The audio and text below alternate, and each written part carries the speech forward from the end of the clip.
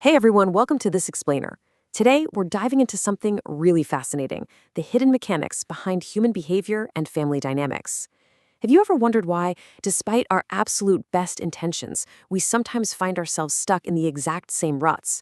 Or why families can try literally everything to fix a problem, only to end up right back where they started? Well, we're going to unpack exactly why that happens. We're pulling our insights directly from the text, theory, and practice of couples and family counseling. This is going to give us a powerful, scientifically grounded look into how relational systems truly operate behind closed doors. We aren't just talking about individual psychology here. We're talking about the invisible webs of connection that govern how we all interact. So let's just dive right in. We're looking at a huge, honestly kind of mind-bending paradox. Why is it that trying to change often keeps a family exactly the same? It sounds totally backward, right? If you're trying to change, shouldn't things, well, change? But as we're going to see, in the world of relational systems, the most obvious fix is very often the exact thing preventing real transformation.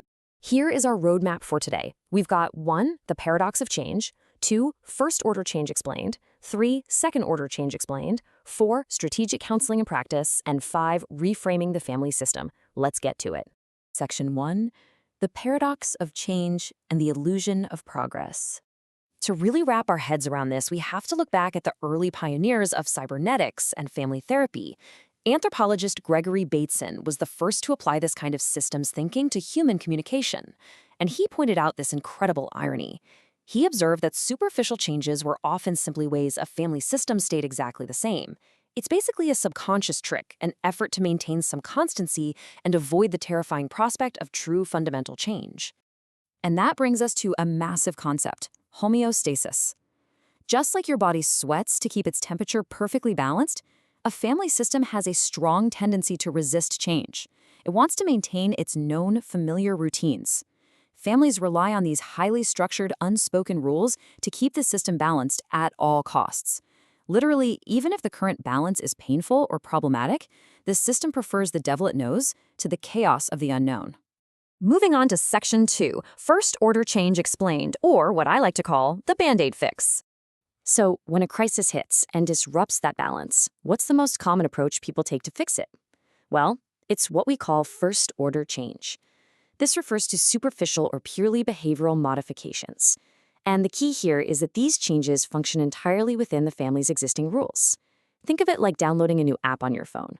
You get a quick, short-term behavioral tweak, but you're still operating within the strict limits of your phone's current operating system. In clinical practice and assessment protocols, these first-order changes are typically set as short-term goals because honestly, they just don't have the structural power to last.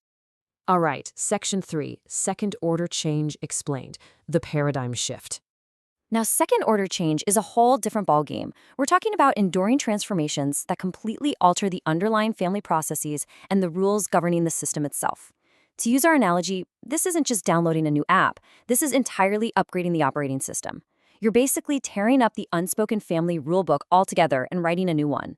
Achieving this second-order change is considered the primary goal of effective family counseling because it resolves issues at their structural root instead of just treating surface-level symptoms. Looking at them side by side brilliantly illustrates the massive contrast here. First-order change is superficial, it's behavioral, and paradoxically, it actually helps maintain the system's current state of balance, or homeostasis. Second-order change, on the other hand, is structural, it's enduring, and it actively alters those foundational rules. One manages the symptom, the other essentially cures the disease. Because of this huge difference, clinical assessment protocols categorize them very intentionally. First-order changes, those are set as a clinician's short-term goals. They're just quick behavioral modifications to stabilize things. But the ultimate, long-term goals set by a clinician are always second-order changes, because that is where the lasting, root-level transformation actually lives. Let's see how this works in the real world. Section 4, strategic counseling and practice, forcing the shift. To see this difference in practice, let's look at strategic counselors. These are practitioners who specifically target second-order change over first-order change to get lasting results. They know for a fact that if they only target the behavior, the family's homeostasis is just going to pull them right back. You have to target the hidden rules. There's this highly relatable scenario presented in the text: the rigid parent. Imagine a child acting out. The parent reacts with really rigid discipline, but instead of fixing the behavior, this rigid reaction only worsens the child's misbehavior. Now, an outside observer might just say, hey, try a different approach. But the parent feels completely trapped. Why? Because actually trying a different approach would violate the family's deep, unspoken rules about authority and control. What happens next is what systems theory calls a positive feedback loop. The child misbehaves. The parent reacts rigidly according to those unspoken rules. The child misbehaves worse, and the parent reacts even more rigidly. The whole situation spirals and escalates, forcing a change. But because the rules remained absolutely rigid, the parent feels they cannot step outside their defined role to fix it.